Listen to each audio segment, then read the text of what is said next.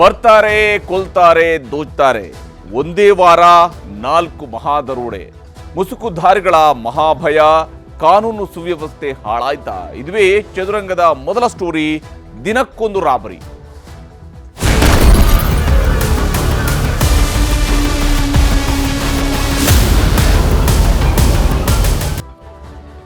ಕರ್ನಾಟಕದಲ್ಲಿ ಯಾವತ್ತೂ ಇಂತಹ ಪರಿಸ್ಥಿತಿ ನಿರ್ಮಾಣ ಆದಂಥದ್ದು ಕಾಣ್ತಾ ಇಲ್ಲ. ಅದು ಇತ್ತೀಚಿನ ವರ್ಷಗಳಲ್ಲಂತೂ ಈ ರೀತಿಯಾಗಿ ದರೋಡೆಗಳು ನಡೀತಾ ಇರುವಂತಹದರ ಇತಿಹಾಸವೇ ಇರಲಿಲ್ಲ. ತುಂಬಾ ಹಿಂದೆ ಕರ್ನಾಟಕದಲ್ಲಿ ಬೇರೆ ಬೇರೆ ಗ್ಯಾಂಗ್ಗಳು ಆಕ್ಟಿವ್ ಆಗಿದ್ದಂಥ ಸಮಯದಲ್ಲಿ ಮನೆಗಳನ್ನು ರಾಬರಿ ಮಾಡ್ತಾ ಇದ್ದಾರೆ ಅನ್ನುವಂಥದ್ದಿತ್ತು. ಆದರೆ ಇದು ಹಾಗಲ್ಲ. ಹಾಡಹಗಲೇ ಬ್ಯಾಂಕ್ಗಳ ದರೋಡೆ ಆಗಿರುವಂಥದ್ದು, ಉದ್ಯಮಿ ದರೋಡೆ ಆಗಿರುವಂಥದ್ದು, ATM ಎದುರುಗಡೆ ದರೋಡೆ ಆಗಿರುವಂಥದ್ದು, ರಾತ್ರಿ ಮನೆಯಲ್ಲಿ ದರೋಡೆ ಆಗಿರುವಂಥದ್ದು, ಇವೆಲ್ಲ ನಡೀತಾ ಇರುವಂತಹ ಸ್ವರೂಪವನ್ನು ನೋಡ್ತಾ ಇದ್ದಾಗ ಒಬ್ರು ಇಬ್ರು ಇಲ್ಲ. ಇಲ್ಲಿ ಒಂದು ಕಡೆಯಲ್ಲಿ ಇಬ್ರು, ಮತ್ತೊಂದು ಕಡೆಯಲ್ಲಿ 9 ಜನರ ಗ್ಯಾಂಗ್, ಇನ್ನೊಂದು ಕಡೆಯಲ್ಲಿ 5 ಜನರ ಗ್ಯಾಂಗ್, ಇವತ್ತು 2 ಕಾರ್ಗಳಲ್ಲಿ ಬಂದಂಥವ್ರು. ಯಾರು ಇವರು? ಹಾಗಾದ್ರೆ ಎಲ್ಲಿಂದ ಬರ್ತಾ ಇದ್ದಾರೆ? ಏನಾಗ್ತಾ ಇದೆ ಕರ್ನಾಟಕದಲ್ಲಿ ಅಂತೇಳಿ ಹೊರ ರಾಜ್ಯಗಳಿಂದ ಬಂದು ರಾಜ್ಯದಲ್ಲಿ ಲೂಟಿ ಮಾಡ್ತಾ ಇದ್ದಾರಾ ಅನ್ನುವಂಥರ ಬಗ್ಗೆ ಬಲವಾದಂತಹ ಅನುಮಾನ ಇದ್ದೇ ಇದೆ. ಹೊರ ರಾಜ್ಯಗಳಿಂದ ಬಂದು ಕರ್ನಾಟಕದಲ್ಲಿ ಲೂಟಿ ಮಾಡಿ ಪರಾರಿ ಆಗ್ತಾ ಇದ್ದಾರಾ ಅನ್ನುವಂತಹ ಬಲವಾದ ಅನುಮಾನ ಇದೆ. 5 ದಿನಗಳ ಅಂತರದಲ್ಲಿ 4 ಮಹಾ ದರೋಡೆಗಳು ಕರ್ನಾಟಕದಲ್ಲಿ ಸಂಭವಿಸಿವೆ.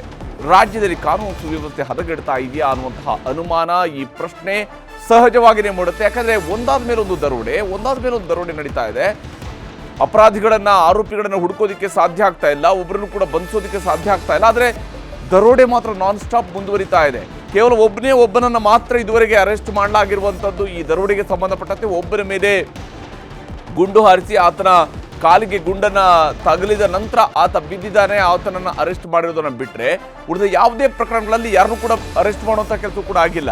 ಹಾಗಾದ್ರೆ ವಿಶೇಷವಾಗಿ ಹುಬ್ಬಳ್ಳಿಯ ನವನಗರದ ಕೆನರಾ ಬ್ಯಾಂಕ್ ದರೋಡೆಗೆ ಯತ್ನ ನಡೆದಿರುವಂಥದ್ದು ಕೂಡ ಆತಂಕವನ್ನು ಹೆಚ್ಚಿಸಿರುವಂಥದ್ದು. ಕರ್ನಾಟಕದ ಉತ್ತರ ಭಾಗದಲ್ಲಿನೇ ವಿಶೇಷವಾಗಿ ದರೋಡೆಗಳು ಒಂದಾದ ಮೇಲೆ ಒಂದು ನಡೀತಾ ಇದ್ದಾವೆ. ಅದಾದ ನಂತರ ಕರಾವಳಿಯಲ್ಲಿ ನಡೀತು, ಇವತ್ತು ಮೈಸೂರಿನಲ್ಲಿ ನಡೀತು. ಅಷ್ಟೊತ್ತಿಗಾಗ್ಲೇ ಹುಬ್ಬಳ್ಳಿಯ ನವನಗರದ ಒಂದು ರಿಪೋರ್ಟ್ ಕೂಡ ಬರ್ತಾ ಇದೆ. ಹುಬ್ಬಳ್ಳಿಯ ನವನಗರದ ಕೆನರಾ ಬ್ಯಾಂಕ್ ದರೋಡೆಗೆ ಯತ್ನ ನಡೆದಿದೆ. ಬ್ಯಾಂಕ್ನ ಶಟರ್ನ ಬೀಗ ಮುರಿದು ಕಳ್ಳತನಕ್ಕೆ ಯತ್ನಿಸಿದ್ದಾರೆ.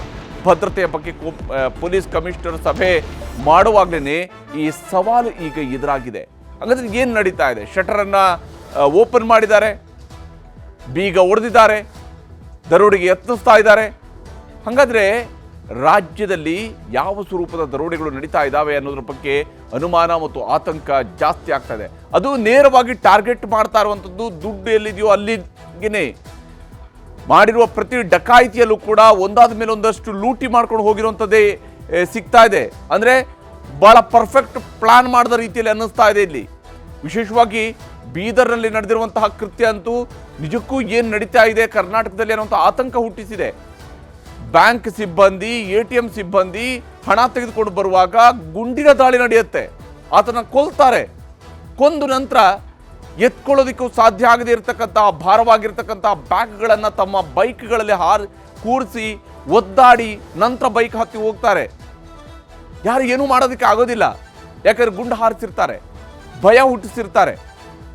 ಮತ್ತೊಂದು ಕಡೆ ಮಂಗಳೂರಿನಲ್ಲಿ ನಡೆದಿರುವಂಥದ್ದು ಮಧ್ಯಾಹ್ನದ ಹೊತ್ತಿನಲ್ಲಿ, ನಡು ಮಧ್ಯಾಹ್ನದ ವೇಳೆಯಲ್ಲಿ ನಡೆದಿರುವಂತಹ ಬ್ಯಾಂಕ್ ದರೋಡೆ.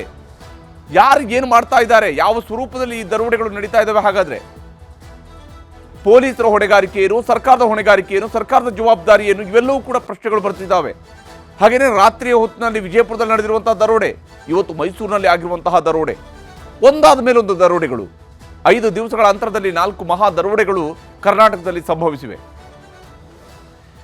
ಯಾವ್ಯಾವ ರೀತಿಯಲ್ಲಿ ಇದು ನಡೆದಿದೆ ಅನ್ನೋದನ್ನು ನಾವು ದೃಶ್ಯಗಳಲ್ಲಿ ನೋಡ್ತಾ ಹೋದಾಗಲೂ ಕೂಡ ನೋಡಿದ್ವಿ. ಹೇಗೆ ಒಂದೊಂದು ಕಡೆಯಲ್ಲೂ ಕೂಡ ಯಾವ್ಯಾವ ರೀತಿಯಂಥ ದರೋಡೆಗಳು ನಡೆದಿದ್ದಾವೆ ಅಂತೇಳಿ ಇದನ್ನ ಒಂದೊಂದಾಗಿ ಮತ್ತೆ ನಿಮಗೆ ವಿವರಿಸುವಂಥ ಪ್ರಯತ್ನವನ್ನು ಮಾಡ್ತೀನಿ. ಬಹಳ ಮುಖ್ಯವಾಗಿ ವಿಜಯಪುರದಲ್ಲಿ ಮೊದಲ ದರೋಡೆ ನಡೆಯಿತು. ಸಂಕ್ರಾಂತಿ ದಿನದಂದೇ ಬೆಚ್ಚಿ ಬಿದ್ದಿತ್ತು ವಿಜಯಪುರ ನಗರದಲ್ಲಿ ಮೊದಲ ದರೋಡೆ ನಡೆಯುತ್ತೆ.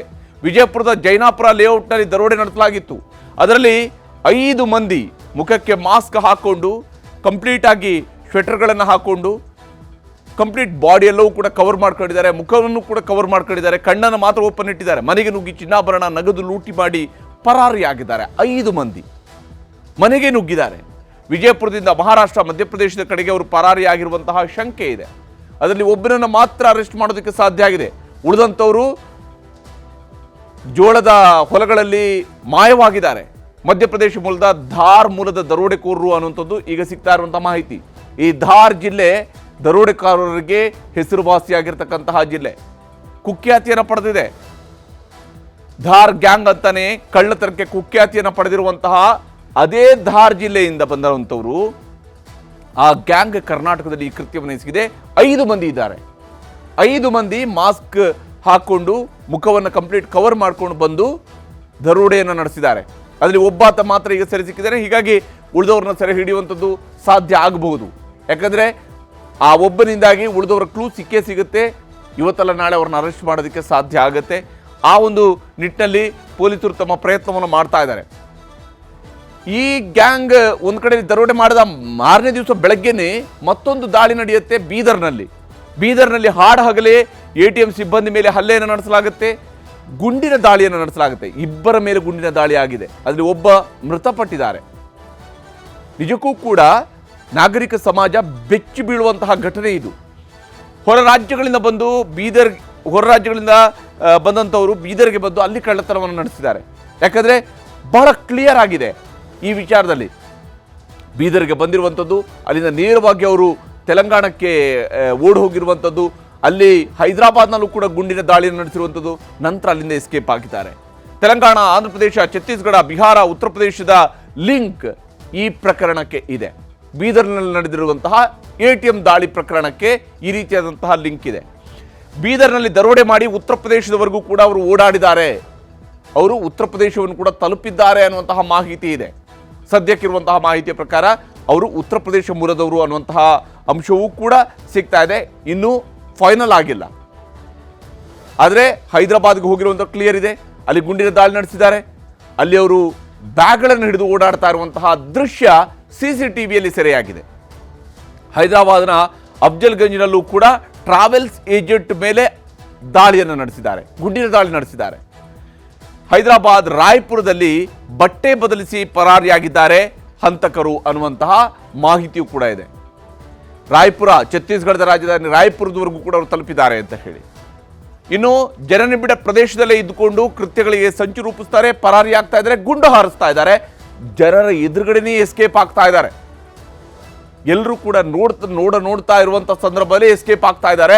ಇಂಥದ್ದೊಂದು ಗ್ಯಾಂಗ್, 2 ಯುವಕರ ಗ್ಯಾಂಗ್ ಇದು ನಡೆದಿರುವಂಥದ್ದು. 83 ಲಕ್ಷ ರೂಪಾಯಿ ಹಣ, ಹಾರ್ಡ್ ಕ್ಯಾಶ್, ಅದನ್ನು ತೆಗೆದುಕೊಂಡು ಪರಾರಿಯಾಗಿದ್ದಾರೆ. ಅಷ್ಟಕ್ಕೆ ಸುಮ್ಮನಾಯ್ತಾ ಅಂತ ನೋಡ್ತಿದ್ದಾಗಲೇ ಅದರ ಮಾರನೇ ದಿವಸ ಮಂಗಳೂರಿನಲ್ಲಿ ಘಟನೆ ನಡೀತು. ಕೋಟೆಕಾರು ಸಹಕಾರಿ ಬ್ಯಾಂಕ್ ದರೋಡೆಯೂ ಕೂಡ ನಿಗೂಢವಾಗಿಯೇ ಉಳಿದಿದೆ. ಎಲ್ಲಿಂದ ಬಂದರು ಇವರು? ಈ ಮೊದಲಿಗೆ 5 ಜನ ಅಂತ ಹೇಳಲಾಯಿತು. ಈಗ ಸಿಕ್ತಿರುವಂತಹ ಲೆಕ್ಕ 9 ಜನ ಇದರಲ್ಲಿ ಇನ್ವಾಲ್ವ್ ಆಗಿದ್ದಾರೆ ಅಂತ ಹೇಳಿ. 9 ಜನರ ಗ್ಯಾಂಗ್. ಮಂಗಳೂರು ದರೋಡೆ ಕೇಸ್ಗೆ ಅಂತಾರಾಜ್ಯದ ಲಿಂಕ್ ಇಲ್ಲೂ ಕೂಡ ಎಸ್ಟಾಬ್ಲಿಷ್ ಆಗ್ತಾ ಇದೆ. ಕರ್ನಾಟಕದವರಲ್ಲ, ಬೇರೆ ರಾಜ್ಯದವರು. ಆದರೆ ಕರ್ನಾಟಕದವರು ಕೂಡ, ಸ್ಥಳೀಯರು ಕೂಡ ಇದಕ್ಕೆ ಸಹಕಾರ ನೀಡಿದ್ದಾರಾ ಅನ್ನುವಂಥ ಅನುಮಾನವೂ ಕೂಡ ಇದ್ದೇ ಇದೆ. ದರೋಡೆಗೆ ಬಳಸಿದಂತಹ ಕಾರನ್ನ ಬೆನ್ನು ಬಿದ್ದಿದ್ದಾರೆ ಪೊಲೀಸರು. ಹುಡುಕುವ ಪ್ರಯತ್ನ ನಡೀತಾ ಇದೆ. ಎಲ್ಲಿಂದ ಬಂದರು, ಹೇಗೆ ಬಂದರು, ಯಾವ ಕಾರಿನಿಂದ ಬಂದರು, ಇದೆಲ್ಲವನ್ನು ಕೂಡ ಹುಡುಕ್ತಾ ಇದ್ದಾರೆ. ಆದರೆ ದರೋಡೆಕೋರರ ರೂಟ್ ಮ್ಯಾಪನ್ನು ಈಗಾಗಲೇ ತಂಡ ರಚಿಸಿ ಕುಳಿತಿದ್ರು ಕೂಡ, ತನಿಖೆಯನ್ನು ನಡೆಸ್ತಾ ಇದ್ರು ಕೂಡ, ಇವರು ಕಾರಿನ ನಂಬರ್ ಪ್ಲೇಟನ್ನೇ ಬದಲಿಸಿದ್ದಾರೆ, ನಕಲಿ ನಂಬರ್ ಪ್ಲೇಟನ್ನು ಬಳಸಿದ್ದಾರೆ ಅನ್ನುವಂತಹ ಮಾಹಿತಿ ಇದೆ. ಉಡುಪಿ ಕಡೆಯಿಂದ ಮಂಗಳೂರಿಗೆ ಎಂಟ್ರಿ ಕೊಟ್ಟಿದ್ದಾರೆ. ಹಾಗಾಗಿ ಉಡುಪಿ ಕಡೆಯಿಂದ ಬಂದಿದ್ದಾರೆ ಅಂತ ಹೇಳಿದರೆ ಅದು ಕೊಚ್ಚಿನ್ ಮುಂಬೈ ಹೈವೇ ಮೂಲಕವಾಗಿ ಕೊಚ್ಚಿನ್ ಹೈವೇ ಏನಿದೆ ಅದರ ಮೂಲಕವಾಗಿ ಬಂದಿರ್ತಾರೆ ಅನ್ನುವಂತಹದ್ರ ಬಗ್ಗೆ ಅನುಮಾನ ಇದೆ. ಪಡುಬಿದ್ರೆಯ CC ಕ್ಯಾಮೆರಾದಲ್ಲಿ ಕಾರಿನ ಗುರುತು ಪತ್ತೆಯಾಗಿದೆ. ಒಂದು ಕಡೆಯಲ್ಲಿ ಪತ್ತೆಯಾಗಿದೆ. ಆದರೆ ಅವರು ಎಲ್ಲ ಕಡೆಯಲ್ಲೂ ಕೂಡ ಎಲ್ಲೆಲ್ಲಿಂದ ಬಂದರು, ನಕಲಿ ನಂಬರ್ ಪ್ಲೇಟನ್ನು ಅಳವಡಿಸಿದ್ದಂತಹ ಗ್ರೇ ಕಲರ್ನ ಕಾರ್ ಅದು. ಹೀಗಾಗಿ ಆ ಕಾರ್ ಯಾವುದು ಅನ್ನೋದನ್ನು ಇನ್ನೂ ಕೂಡ ದೃಢಪಡಿಸೋದಕ್ಕೆ ಸಾಧ್ಯ ಆಗಲಿಲ್ಲ. ಅದರ ಪತ್ತೆ ಹಚ್ಚುವಂತಹ ಪ್ರಯತ್ನ ಸಾಗ್ತಾ ಇದೆ. ಅದು ಎಲ್ಲಿಂದ ಬಂತು, ಎಲ್ಲಿಂದ ಹೊರಟಿತು, ಇದೆಲ್ಲವೂ ಕೂಡ ಪತ್ತೆ ಹಚ್ಚುವಂತಹ ಕೆಲಸ ನಡೀತಾ ಇದೆ. ಸ್ಥಳೀಯರ ಜೊತೆಗೆ ಹೊರ ರಾಜ್ಯದವರು ಶಾಮೀಲಾಗಿರುವಂತಹ ಶಂಕೆ ಈಗ ವ್ಯಕ್ತವಾಗ್ತಾ ಇದೆ. ಹೊರ ರಾಜ್ಯದವರ ಜೊತೆಗೆ ಸ್ಥಳೀಯರು ಕೂಡ ಶಾಮೀಲಾಗಿರೋದ್ರ ಬಗ್ಗೆ ಶಂಕೆ ಇದೆ. ಮತ್ತು ಏಕಾಏಕಿ ಉತ್ತರ ಪ್ರದೇಶದಿಂದಲೋ, ಉತ್ತರ ಭಾರತದಿಂದಲೋ, ಮಧ್ಯಪ್ರದೇಶದಿಂದಲೋ, ಮತ್ತಿನ್ಯಾವುದೋ ರಾಜ್ಯದಿಂದಲೋ ಬಂದು ಕೋಟೆಕಾರ್ನ ಪರ್ಟಿಕ್ಯುಲರ್ ಇದೇ ಬ್ಯಾಂಕ್ನಲ್ಲಿ ಇವತ್ತೇ CC ಕ್ಯಾಮ್ರಾ ವರ್ಕ್ ಆಗ್ತಾ ಇಲ್ಲ ಅಂತೇಳಿ ಗೊತ್ತಿದ್ದು ದರೋಡೆ ಮಾಡ್ಕೊಂಡು ಹೋಗೋದಕ್ಕೆ ಸಾಧ್ಯ ಇಲ್ಲ. ಆ ಬ್ಯಾಂಕಿಗೆ ಬಂದಿದ್ದಾರೆ. 12 ಕೋಟಿ ರೂಪಾಯಿ ಮೌಲ್ಯದ ಚಿನ್ನಾಭರಣ ಮತ್ತು ಹಣ ಅಲ್ಲಿ ಇತ್ತು ಅಂತ ನಿಖರ ಮಾಹಿತಿ ಅವ್ರಿಗೆ ಇರಲೇಬೇಕು, ಇದ್ದಿರಲೇಬೇಕು. ಅಂಥದ್ದೊಂದು ಗ್ಯಾಂಗಿಗೆ ಸ್ಥಳೀಯರ ಸಹಕಾರ ಇಲ್ಲದೆ ಇದು ಹೇಗೆ ಸಾಧ್ಯ ಅನ್ನೋದ್ರ ಬಗ್ಗೆ ಅನುಮಾನ ಇದೆ. CCTV ತಪ್ಪಿಸೋದಕ್ಕಾಗಿ ಅವರು ಟೋಲ್ ಪಕ್ಕದ ರಸ್ತೆಯನ್ನು ಬಳಸಿ ಎಸ್ಕೇಪ್ ಆಗಿದ್ದಾರೆ ಅನ್ನುವಂತಹ ಮಾಹಿತಿಯು ಕೂಡ ಪೊಲೀಸರಿಗೆ ಸಿಗ್ತಾ ಇರುವಂಥದ್ದು. ಅವರೆಲ್ಲೂ ಕೂಡ ಟೋಲ್ಗಳನ್ನು ಪಾಸ್ ಆಗ್ತಾ ಇಲ್ಲ. ತಲಪಾಡಿ ಮೂಲಕವಾಗಿ ಕೇರಳಕ್ಕೆ ಹೋಗಲಿಲ್ಲ. ಅಂದರೆ ಕೋಟೆಕಾರನಿಂದ ನೆಕ್ಸ್ಟ್ ತಲಪಾಡಿದ ಮಂಜೇಶ್ವರಕ್ಕೆ ಹೋಗೋದಕ್ಕೆ ಅವಕಾಶ ಇದ್ರೂ ಕೂಡ ಅವರು ಹೈವೇನಲ್ಲಿ ಬಳಸಿದಂಗೆ ಕಾಣ್ತಾ ಇಲ್ಲ. ಬದಲಿಗೆ ಅವರು ದರೋಡೆಕೋರರು ಅವರಿಗೆ ಸಹಾಯ ಮಾಡಿದಂಥವ್ರು ಬೈಕ್ನಲ್ಲಿ ಬಂದಿರುವಂಥದ್ದು ಕೂಡ ಅನುಮಾನ ಹುಟ್ಟಿಸ್ತಾ ಇದೆ. ಅಂದರೆ ಸ್ಥಳೀಯರು ಇರಬೇಕು ಅಂತೇಳಿ, ಬೈಕಲ್ಲಿ ಬರಬೇಕು ಅಂದರೆ ಸ್ಥಳೀಯರೇ ಇರಬೇಕು ಅನ್ನೋಂಥ ಅನುಮಾನ ಇದೆ. ಒಟ್ಟು 9 ಮಂದಿ ಇದರಲ್ಲಿ ಇನ್ವಾಲ್ವ್ ಆದಂಗೆ ಕಾಣ್ತಾ ಇದೆ. ಬ್ಯಾಂಕ್ ಲೂಟಿ ಮಾಡಿ ಕೇರಳಕ್ಕೆ ಪರಾರಿಯಾಗಿರುವ ಶಂಕೆಯೂ ಕೂಡ ಇದೆ. ಅವರು ಕೇರಳ ಕಡೆಗೆ ಹೋಗಿರ್ಬೋದು ಅಥವಾ ಬೇರೆ ಕಡೆಗೆ ಎಲ್ಲಿಗೆ ಎಸ್ಕೇಪ್ ಆಗಿದ್ದಾರೆ ಗೊತ್ತಿಲ್ಲ. ಕೋಟೆಕಾರನಿಂದ ಮತ್ತೊಂದು ರಸ್ತೆಯನ್ನು ಬಳಸಿ ಅಲ್ಲಿ ವಿಟ್ಲದ ಕಡೆಗೆ ಹೋಗಿ ವಿಟ್ಲದ ಮೂಲಕ ಕೇರಳದ ಗಡಿಯನ್ನು ಪ್ರವೇಶಿಸಿದ್ದಾರೆ ಅನ್ನುವಂತಹ ಅನುಮಾನ ಇದೆ. ದರೋಡೆಕೋರರು ವಿಟ್ಲದ ಮೂಲಕವಾಗಿ ಕೇರಳಕ್ಕೆ ಹೋಗಿರಬಹುದು ಅಂತ ಹೇಳಿ ಅಲ್ಲಿಂದ ಮತ್ತೆ ಅವರು ಕರ್ನಾಟಕಕ್ಕೆ ಎಂಟ್ರಿ ಆಗೋದಕ್ಕೂ ಕೂಡ ಅವಕಾಶ ಇದ್ದೇ ಇದೆ. ಟೋಲ್ಗಳನ್ನು ತಪ್ಪಿಸಿ ಈ ರೀತಿಯಾಗಿ ಕರ್ನಾಟಕಕ್ಕೆ ಮತ್ತೆ ಅವರು ಮರಳಿ ಬಂದು ಬೇರೆನ್ಯಾವುದಾದ್ರೂ ಪ್ರದೇಶಕ್ಕೆ ತಲುಪಿದ್ದಾರೆ ಅನ್ನೋದ್ರ ಬಗ್ಗೆ ಕೂಡ ಅನುಮಾನ ಇದೆ. ಬೈಕು, ಕಾರು, ರೈಲುಗಳ ಮೂಲಕ ಕೇರಳಕ್ಕೆ ತೆರಳಿರುವಂತಹ ಸಾಧ್ಯತೆಯೂ ಕೂಡ ಇದೆ. ಯಾಕಂದರೆ ಹತ್ತಿರದಲ್ಲೇ ರೈಲ್ವೆ ಸ್ಟೇಷನ್ ಇದೆ.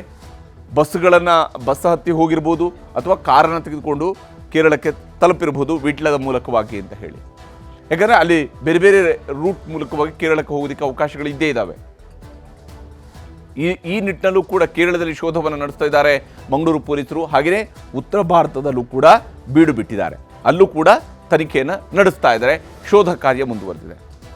ಇದಿಷ್ಟ ಆಯಿತು, ಇಲ್ಲಿಗೆ ಮುಗೀತು, ಇವರಿಷ್ಟ ಜನರು ಹುಡುಕಿದ್ರೆ ಸಾಕು ಅನ್ನುವಂತಹ ವಿಚಾರ ಇದ್ದಾಗಲೇ ಇವತ್ತು ಮೈಸೂರಿನಲ್ಲಿ ನಡೆದಿದೆ. ಮೈಸೂರಿನಲ್ಲಿ ರಾಜ್ಯದಲ್ಲಿ ಮತ್ತೊಂದು ಭಯಾನಕವಾದಂತಹ ದರೋಡೆ ಇದು ನಡೆದಿರುವಂಥದ್ದು. ಇವತ್ತು ಮೈಸೂರಿನಲ್ಲಿ ನಡೆದಿರುವಂಥದ್ದು. ಬ್ಯಾಂಕ್ ATM ಆಯಿತು, ಈಗ ಕಾರಿನ ದರೋಡೆ ಆಗಿದೆ. ಕಾರನ್ನು ಅಡ್ಡಗಟ್ಟಿದ್ದಾರೆ. ಕಾರನ್ನು ನಿಲ್ಲಿಸಿ ಅಡ್ಡಗಟ್ಟಿ ಹಣ ಮತ್ತು ಕಾರು ಎರಡೂ ಕೂಡ ದರೋಡೆಯಾಗಿದೆ. ಮೈಸೂರಿನ ಹಾರೋಹಳ್ಳಿಯಲ್ಲಿ ಹಾಡಹಗಲೇ ದರೋಡೆ ಆಗಿರುವಂಥದ್ದು. ಜಯಪುರ ಪೊಲೀಸ್ ಸ್ಟೇಷನ್ ಲಿಮಿಟ್ಸಲ್ಲಿ ಈ ಘಟನೆ ನಡೆದಿದೆ. ಇನೋವಾ ಕಾರು ಅಡ್ಡಗಟ್ಟಿ ರಸ್ತೆಯಲ್ಲಿನೇ ದರೋಡೆಯನ್ನು ಮಾಡಲಾಗಿದೆ. ಇಲ್ಲೂ ಕೂಡ ಕಾರಿನಲ್ಲಿದ್ದವ್ರಿಗೆ ಕಣ್ಣಿಗೆ ಸ್ಪ್ರೇಯನ್ನು ಮಾಡಲಾಗಿದೆ, ಪೆಪ್ಪರ್ ಸ್ಪ್ರೇಯನ್ನು ಮಾಡಲಾಗಿದೆ. ನಂತರ ಕಾರ್ ಅಡ್ಡಗಟ್ಟಿದ್ದಾರೆ. ಕೇರಳದಿಂದ ಬಂದಿರುವಂಥವರು ಮಚ್ಚು ತೋರಿಸಿ ಮುಸುಕುಧಾರಿಗಳು ಡಕಾಯಿತಿಯನ್ನು ನಡೆಸಿದ್ದಾರೆ. ಡಕಾಯಿತರು 2 ಕಾರುಗಳಲ್ಲಿ ಬಂದಿದ್ದಾರೆ. ಹೊರಗಡೆಯಿಂದ ವಿಡಿಯೋ ರೆಕಾರ್ಡ್ ಆಗಿದೆ. ಯಾವ ರೀತಿಯಲ್ಲಿ, ಯಾವ ಸ್ವರೂಪದಲ್ಲಿ ಇವರು ಡಕಾಯಿತಿಯನ್ನು ನಡೆಸಿದ್ದಾರೆ ಅನ್ನುವಂಥದ್ದು. ಕಂಪ್ಲೀಟ್ ಆಗಿ ಮುಸುಕುಧಾರಿಗಳಿದ್ದಾರೆ, ಯುವಕರಿದ್ದಾರೆ, ಮುಸುಕುಧಾರಿಗಳಿದ್ದಾರೆ. ಈ ರೀತಿಯಾಗಿ ದಾಳಿಯನ್ನು ನಡೆಸಿದ್ದಾರೆ. ಹಣದ ಜೊತೆಗೆ ಇನೋವಾ ಕಾರನ್ನು ಕೂಡ ಕದ್ದು ಎಸ್ಕೇಪ್ ಆಗಿದ್ದಾರೆ. ಕೇವಲ ಹಣ ಮಾತ್ರ ಅಲ್ಲ, ಇನೋವಾ ಕಾರನ್ನು ಕೂಡ ಕದ್ದುಕೊಂಡು ಎಸ್ಕೇಪ್ ಆಗಿದ್ದಾರೆ. ಕೇರಳದ ಉದ್ಯಮಿ ಸೂಫಿ ಅನ್ನುವಂಥವರು ಅವರ ಕಾರನ್ನು ಕಿತ್ತುಕೊಂಡು ಪರಾರಿಯಾಗಿದ್ದಾರೆ. ಇಲ್ಲಿ 2 ಗಂಟೆಗಳಲ್ಲಿ 2 ಕಾರುಗಳಲ್ಲಿ ಬಂದಿದ್ದಂತಹ 4 ಮುಸುಕುಧಾರಿಗಳು ತಮ್ಮ 2 ಕಾರು ಜೊತೆಗೆ ಇದು 3ನೇ ಕಾರು, ಒಟ್ಟು 3 ಕಾರುಗಳನ್ನು ತೆಗೆದುಕೊಂಡು ಪರಾರಿಯಾಗಿದ್ದಾರೆ. ಕರ್ನಾಟಕದಲ್ಲಿ ನಡೀತಾ ಇರುವಂತಹ ಘಟನೆ ಇದು. ಯಾವುದೋ ರಾಜ್ಯದಲ್ಲಿ ನಡೀತಾ ಇಲ್ಲ, ಇದು ಬೇರೆನ್ಯಾವುದೋ ರಾಜ್ಯದಲ್ಲಿ, ಬೇರೆನ್ಯಾವುದೋ ಲೋಕದಲ್ಲಿ ನಡೀತಿಲ್ಲ, ನಮ್ಮದೇ ಕರ್ನಾಟಕದಲ್ಲಿ ನಡೀತಾ ಇದೆ. ಈ ಘಟನೆಗಳು ಒಂದಾದ ಮೇಲೆ ಒಂದು ಘಟನೆಗಳು ನಡೀತಿದ್ದಾವೆ, ದರೋಡೆಗಳು ನಡೀತಾ ಇದ್ದಾವೆ. ಕಾರು ಅಡ್ಡಗಟ್ಟಿ ಏಕಾಏಕಿ ಹಲ್ಲೆ ನಡೆಸಿದಂತಹ ದುಷ್ಕರ್ಮಿಗಳು ನಡು ರಸ್ತೆಯಲ್ಲಿ ಅವ್ರನ್ನ ಪಕ್ಕಕ್ಕೆ ಹಾಕ್ತಾರೆ, ಅವ್ರನ್ನ ನಿಲ್ಲಿಸ್ತಾರೆ, ಹೊಡಿತಾರೆ, ಹಣ ಕಾರು ಸಮೇತವಾಗಿ ಪರಾರಿಯಾಗ್ತಾರೆ. ಆ ವ್ಯಕ್ತಿಯನ್ನು ಕಾರಿಂದ ಹೊರಗಡೆ ಬೀಳಿಸಿ ನಂತರ ಎಸ್ಕೇಪ್ ಆಗ್ತಾರೆ. ಕಣ್ಣಿಗೆ ಸ್ಪ್ರೇ ಮಾಡಿ ಕಾರು ಕಿತ್ಕೊಂಡು ಪರಾರಿಯಾಗಿದ್ದಾರೆ. ಡ್ರೈವರನ್ನು ಕಾರಿಂದ ಹೊರಗಡೆ ಇಳಿಸಿ ತಾವು ಪರಾರಿಯಾಗಿದ್ದಾರೆ ಅಂತ ಅನುಮಾನ ಮೂಡಿಸ್ತಾ ಇರುವಂಥದ್ದು ಅಶ್ರಫ್ ಮತ್ತು ಸೂಫಿ ಅವರ ಹೇಳಿಕೆ. ಇವರಿಬ್ಬರ ಹೇಳಿಕೆಯೂ ಕೂಡ ಸ್ವಲ್ಪ ಅನುಮಾನವನ್ನು ಮೂಡಿಸ್ತಾ ಇದೆ.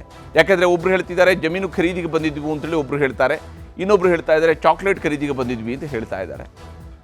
ಯಾವ ಕಾರಣಕ್ಕೆ ಬಂದಿದ್ದಾರೋ ಗೊತ್ತಿಲ್ಲ, ಆದರೆ ಹಣ ಇತ್ತು ಅವರ ಕೈಯಲ್ಲಿ ಹಣ ಇತ್ತು ಅನ್ನೋದು ಇವರಿಗೆ ಗೊತ್ತಿತ್ತು ಮತ್ತು ಕಾರ್ನ ಸಮೇತವಾಗಿ ಪರಾರಿಯಾಗಿದ್ದಾರೆ. ಕಾರ್ಗೂ ಕೂಡ ಬೆಲೆ ಇದೆ. ಅಂದರೆ ಕರ್ನಾಟಕದಲ್ಲಿ ಕಾನೂನು ಸುವ್ಯವಸ್ಥೆ ಏನಾಯಿತು ಅಂತೇಳಿ ಇದು ಬಹಳ ಮುಖ್ಯವಾಗಿರುವಂತಹ ಪ್ರಶ್ನೆ. ಇದು ರಾಜ್ಯದ ಪ್ರತಿಯೊಬ್ಬರೂ ಕಾಡ್ತಾ ಇರುವಂತಹ ಪ್ರಶ್ನೆ.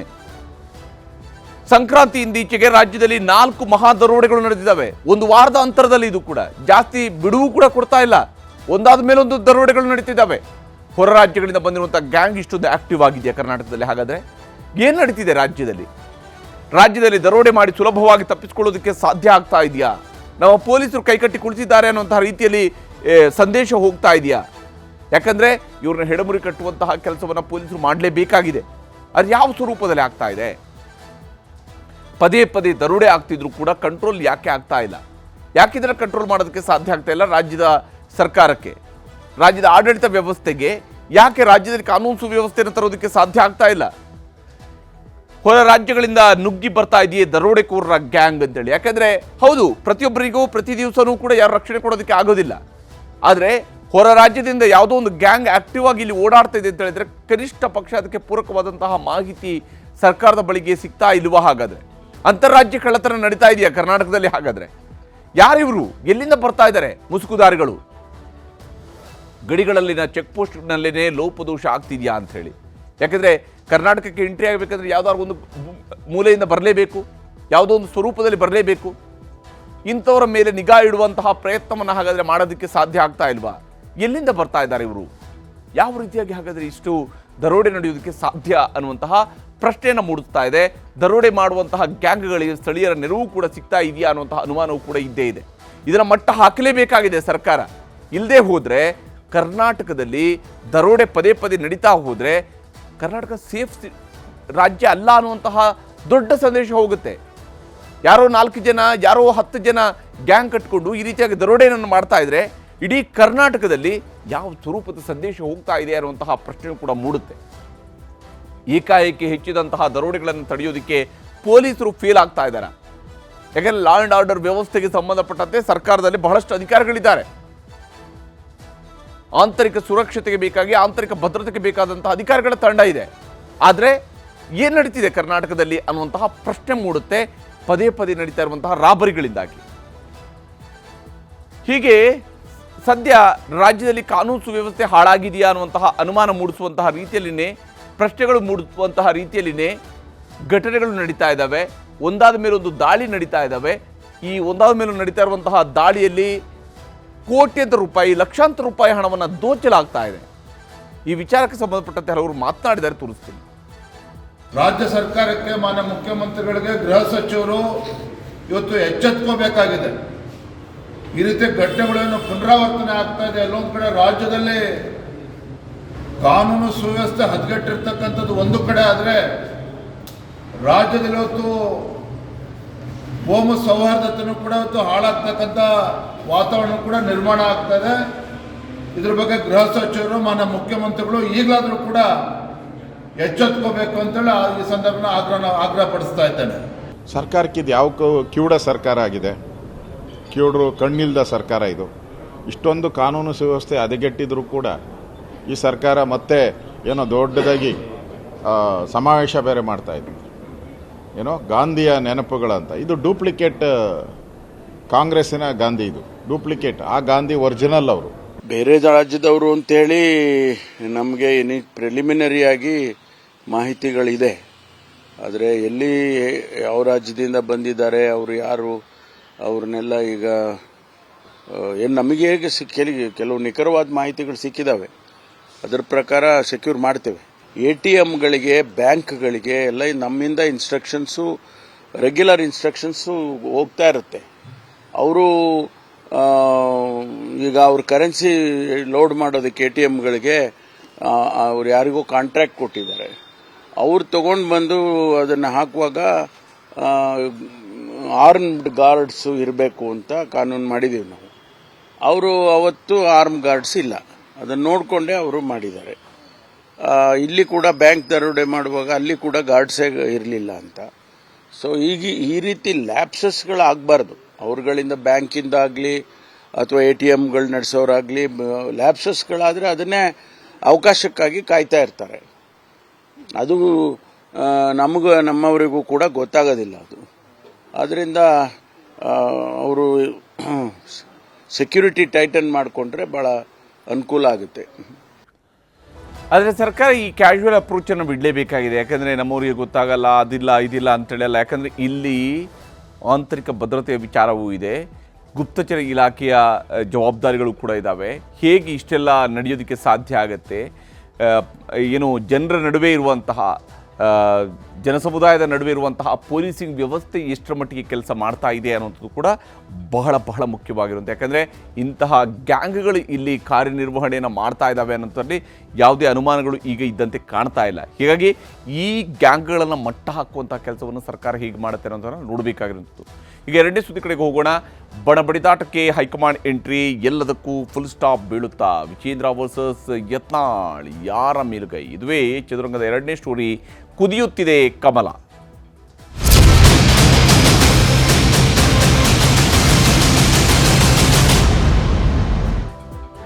ಕಮಲ ಪಕ್ಷ ತನ್ನನ್ನು ತಾನು ಕ್ಲೇಮ್ ಮಾಡಿಕೊಳ್ಳುತ್ತೆ ಬಹಳ ಶಿಸ್ತಿನ ಪಕ್ಷ ಅಂತ ಹೇಳಿ. ಆದರೆ ಕಮಲ ಪಾಳ್ಯದಲ್ಲಿ ಎದ್ದಿರುವಂತಹ ಭಿನ್ನಮತ, ಇದರ ಶಮನಕ್ಕೆ ಬೇಕಾದಂತಹ ಕಸರತ್ತು ಇನ್ನೂ ಕೂಡ ಮುಂದುವರಿತಾನೇ ಇದೆ. ಇದು ಶಿಸ್ತಿನ ಪಕ್ಷಗಳಾಗಿರ್ತಿದ್ರೆ ಇಷ್ಟೊತ್ತಿಗಾಗಲೇ ಎಲ್ಲರೂ ಕೂಡ ಶಿಸ್ತಿನಿಂದ ಇರಬೇಕಾಗ್ತಿತ್ತು. ಆದರೆ ಇಲ್ಲಿ ಕುದಿತಾ ಇರುವಂತಹ ರೀತಿಯನ್ನು ನೋಡ್ತಾ ಹೋದರೆ ಅಷ್ಟು ಸುಲಭವಾಗಿ ಯಾವುದು ಕೂಡ ಮುಗಿಯುವ ಲಕ್ಷಣ ಕಾಣ್ತಾ ಇಲ್ಲ. ನಾಳೆ ಬಿಜೆಪಿಯ ಕೋರ್ ಕಮಿಟಿ ಸಭೆ ನಡೀತಾ ಇದೆ. ಅದರಲ್ಲಿ ಮದ್ದು ಸಿಗುತ್ತಾ, ಮದ್ದನ್ನು ಅರಿತಾರ, ಅಥವಾ ಇನ್ನು ಮತ್ತೊಂದು ಸಭೆ ಅಷ್ಟೇ ಇದು ಅನ್ನುವಂತಹ ರೀತಿಯಲ್ಲಿ ಓಕೆ ಅವರೆಲ್ಲ ಹಂಗೆಲ್ಲ ಮಾಡಬಾರ್ದು, ಇವರೆಲ್ಲ ಹಿಂಗೆ ಮಾಡಬಾರ್ದು ಅನ್ನುವಂತಹ ಜನರಲ್ ಅಡ್ವೈಸರಿಯನ್ನು ಕೊಟ್ಟು, ನಾರ್ಮಲ್ ಆಗಿರ್ತಕ್ಕಂಥ ಒಂದು ಸಲಹೆಗಳನ್ನು ಕೊಟ್ಟು ನಂತರ ಯಥಾಪ್ರಕಾರವಾಗಿ ಸಭೆಯನ್ನು ಮುಗಿಸ್ಬಿಡ್ತಾರಾ ಅಂತ ಹೇಳಿ. ವಿಜೇಂದ್ರ ಮತ್ತು ಯತ್ನಾಳ್ ಬಣದ ಬಡಿದಾಟಕ್ಕೆ ಬ್ರೇಕ್ ಬೀಳುತ್ತಾ ಇಲ್ವಾ ಅನ್ನೋದ್ರ ಬಗ್ಗೆ ಬಹಳಷ್ಟು ಕುತೂಹಲ ಇದೆ, ಬಹಳಷ್ಟು ಪ್ರಶ್ನೆಗಳಿದ್ದಾವೆ. ಬಿಜೆಪಿಯಲ್ಲಿ ನಡೀತಾ ಇರುವಂತಹ ಬೆಳವಣಿಗೆಯನ್ನು ನೋಡ್ತಾ ಇದ್ರೆ ಇದು ವೈಯಕ್ತಿಕ ಪ್ರತಿಷ್ಠೆಯ ಫೈಟ್ಗಳು ಕೂಡ ನಡೀತಾ ಇರೋದ್ರಿಂದಾಗಿ ಅಷ್ಟು ಸುಲಭವಾಗಿ ಯಾರೂ ಕೂಡ ತಮ್ಮ ಅಸ್ತ್ರಗಳನ್ನ ಪಕ್ಕಕ್ಕಿಡುವಂತಹ ಲಕ್ಷಣ ಕಾಣ್ತಾ ಇಲ್ಲ. ಅಷ್ಟರ ಮಟ್ಟಿಗೆ ಒಬ್ಬರನ್ನ ಕಂಡ್ರೆ ಇನ್ನೊಬ್ಬರಿಗೆ ಆಗ್ತಾ ಇಲ್ಲ ಅನ್ನೋಂಥದ್ದು ಸ್ಪಷ್ಟವಾಗಿ ಗೋಚರಿಸ್ತಿದೆ.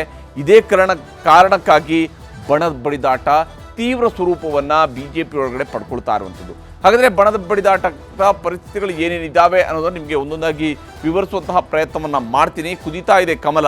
ಮನೆಯೊಂದು 3 ಬಾಗಿಲು ಆಗಿರುವಂಥದ್ದು ರಾಜ್ಯ ಬಿಜೆಪಿಯ ಪರಿಸ್ಥಿತಿ ಮನೆಯೊಂದು 3 ಬಾಗಿಲು ಅನ್ನುವಂತಹ ರೀತಿಯಲ್ಲಿದೆ. ಈಗ ರಾಜ್ಯಾಧ್ಯಕ್ಷರದ್ದು ಸಂಘಟನಾ ಸಭೆ, ರಾಜ್ಯ ಪ್ರವಾಸ ಇವೆಲ್ಲವೂ ಕೂಡ ಒಂದು ಕಡೆಯಲ್ಲಿ ನಡೀತಾ ಇದ್ದರೆ, ಸೀನಿಯರ್ಗಳದ್ದು ವಕ್ಫ್ ಹೋರಾಟ ಮತ್ತು ದಿಲ್ಲಿ ಪ್ರವಾಸ ನಡೀತಾ ಇದೆ. ಯಾಕಂದರೆ ಅವರದೇ ಆದಂಥ ಜವಾಬ್ದಾರಿಗಳನ್ನ ಅವರೇ ಫಿಕ್ಸ್ ಮಾಡ್ಕೊಂಡಿದ್ದಾರೆ. ನಾವು ಮಾಡೋದು ಇದನ್ನು, ವಕ್ಫ್ ಹೋರಾಟ ನಮ್ಮದೇ ನಿರ್ಧಾರ, ದಿಲ್ಲಿ ಪ್ರವಾಸ ನಮ್ಮದೇ ನಿರ್ಧಾರ, ದಿಲ್ಲಿಗೆ ರಿಪೋರ್ಟ್ ಕೊಡೋದು ನಮ್ಮದೇ ನಿರ್ಧಾರ. ಪಕ್ಷ ಇದೆ, ಆದರೆ ತಾವು ತಮ್ಮ ಕೆಲಸವನ್ನು ಮಾಡ್ತೀವಿ ಅಂತ ಹೇಳಿ ತಟಸ್ಥರದ್ದು ಎಲ್ಲವನ್ನು ಕೂಡ ನೋಡ್ತಾನೆ ಜಾಣ ಮೌನದ ಪ್ರಕ್ರಿಯೆ ನಡೀತಾ ಇದೆ. ಇದು ಒಂದು ಬಣ ಇದೆ, ಅದು ತಟಸ್ಥರ ಬಣ, ಅದು ಜಾಣ ಮೌನದಲ್ಲಿದೆ. ಬಣ ಸಂಘರ್ಷದ ನಡುವೆಯೂ ಕೂಡ ಬೆಂಗಳೂರಿಗೆ ಉಸ್ತುವಾರಿಯವರು ಬರ್ತಾ ಇದ್ದಾರೆ. ರಾಧಾ ಮೋಹನ್ ದಾಸ್ ಅಗರ್ವಾಲ್ ಅವರು ನಾಳೆ ಸಭೆಯನ್ನು ನಡೆಸ್ತಾ ಇದ್ದಾರೆ.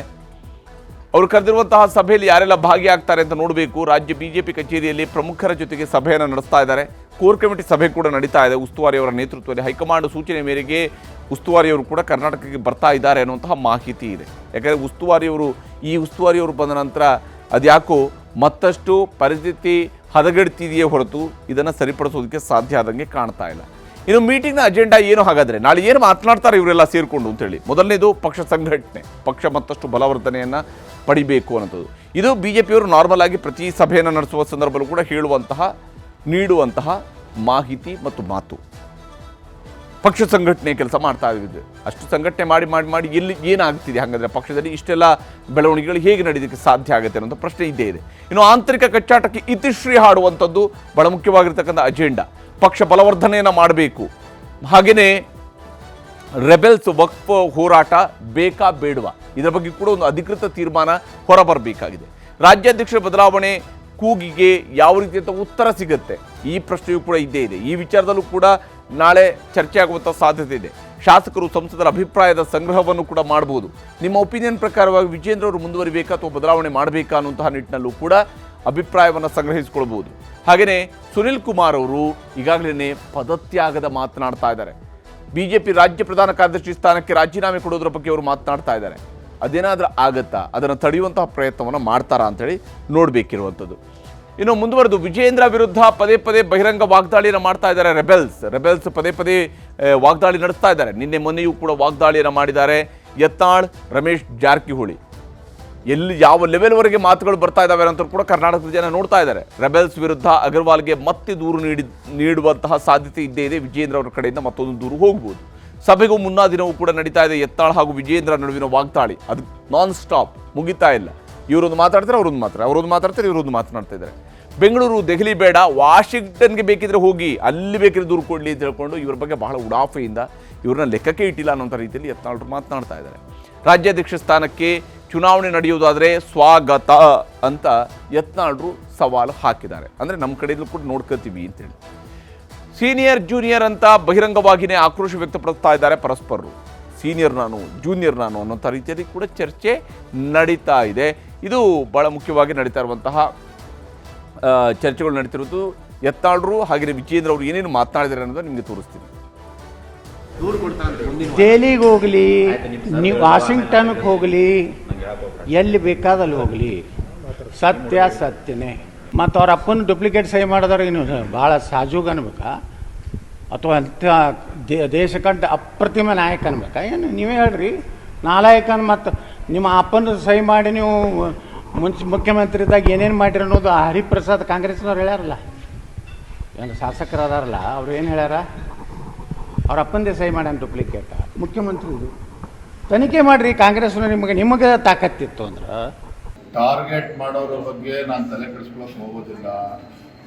ಅದು ಯತ್ನಾಳ್ ಇರ್ಬೋದು, ಯಾರೇ ಇರ್ಬೋದು, ನಾ ಇದ್ರ ಬಗ್ಗೆ ತಲೆ ಕೆಡಿಸ್ಕೊಳ್ಳೋದಿಲ್ಲ. ನಾನು ರಾಜ್ಯದ ಅಧ್ಯಕ್ಷನಾಗಿ ಕೆಲಸ ಮಾಡಬೇಕು ಅಂತೇಳಿ ಬಂದಿದ್ದೇನೆ, ಕೆಲಸ ಮಾಡ್ತಾ ಇದ್ದೇನೆ. ಕೆಲಸ ಇಲ್ಲದೆ ಮಾತನಾಡೋದ್ರ ಬಗ್ಗೆ ನಾನು ಹೇಳಿಕೆ ಕೊಡೋದಕ್ಕೆ ಹೋಗೋದಿಲ್ಲ. ಅವ್ರಿಗೆ ದೇವ್ರು ಒಳ್ಳೇದು ಮಾಡಲಿ ಅಂತ ನನ್ನನ್ನು ಕೂಡ ಹೇಳಿದ್ದೇನೆ, ಇವತ್ತು ಕೂಡ ಹೇಳಿದ್ದೇನೆ. ಇಲೆಕ್ಷನ್ ನಾವು ನಮ್ಮ ಟೀಮ್ನವ್ರು ಸಿದ್ಧ ಆಗಿದ್ದೀವಿ, ನಾವು ಅಭ್ಯರ್ಥಿಗಳನ್ನು ಹಾಕ್ತೀವಿ. ನೀವೇ ಅಭ್ಯರ್ಥಿನ ಅದು ಯಾವ ನಾವು ನಮ್ಮ ಕಮಿಟಿ, ನಮ್ಮದು ಒಂದು ಕೋರ್ ಕಮಿಟಿ ಐತಿ, ಅಲ್ಲಿ ನಿರ್ಣಯ ಮಾಡ್ತೀವಿ. ನಾವು ಅಂತೂ ಸಿದ್ಧ, ಹೈಕಮಾಂಡ್ ಮಧ್ಯಸ್ಥಿಕೆ ವಹಿಸಿ ಅದ್ರ ಬಗ್ಗೆ ಯಾರು ಕ್ರಮ ಕೈಗೊಳ್ಳಬೇಕು ಅದು ಅವ್ರು ಗಮನಿಸ್ತಾರೆ. ಇವತ್ತು ನಮ್ಮ ಮುಂದೆ, ಯಾಕಂದರೆ ರಾಷ್ಟ್ರೀಯ ಅಧ್ಯಕ್ಷರ ಚುನಾವಣೆ ಬರೋಂಥ ಫೆಬ್ರವರಿನಲ್ಲಿ ಇರ್ತದೆ. ಅಷ್ಟೊತ್ತಿಗೆ ನಮ್ಮ ಎಲ್ಲ ಜಿಲ್ಲಾಧ್ಯಕ್ಷರುಗಳ ಮತ್ತು ರಾಜ್ಯಾಧ್ಯಕ್ಷರ ಒಂದು ಪ್ರಕ್ರಿಯೆಯನ್ನು ಕೂಡ ಮುಗಿಬೇಕಾಗ್ತದೆ. ಆ ನಿಟ್ಟಿನಲ್ಲಿ ಸಭೆಯನ್ನು ಕರೆದಿದ್ದೇವೆ. ಇನ್ನು ಈ ಹೇಳಿಕೆಗಳ ಬಗ್ಗೆ ತಲೆ ಕೆಡಿಸ್ಕೊಳ್ಳೋಕೆ ಇನ್ನೂ ಸಮಯ ಇದೆ, ಅದ್ರ ಬಗ್ಗೆ ತಲೆ ಕೆಡಿಸ್ಕೊಳ್ಳಿ. ಹೀಗೆ ಬಿಜೆಪಿಯ ನಾಯಕರು ತಮ್ಮವರ ನಡುವೆ ಯಾವ್ಯಾವ ರೀತಿಯಾದಂಥ ಮಾತುಗಳ ಪ್ರಯೋಗ ಆಗ್ತಾ ಇದೆ ಅನ್ನೋಂಥದ್ದು ನೋಡ್ತಿದ್ವಿ. ಇದು ಶಿಸ್ತಿನ ಪಕ್ಷದಲ್ಲಿ ನಡೀತಾ ಇರುವಂತಹ ಸದ್ಯದ ಬೆಳವಣಿಗೆಗಳು. ಇದಾಗಿತ್ತು ಇವತ್ತಿನ ಚದುರಂಗ. ನಮಸ್ಕಾರ.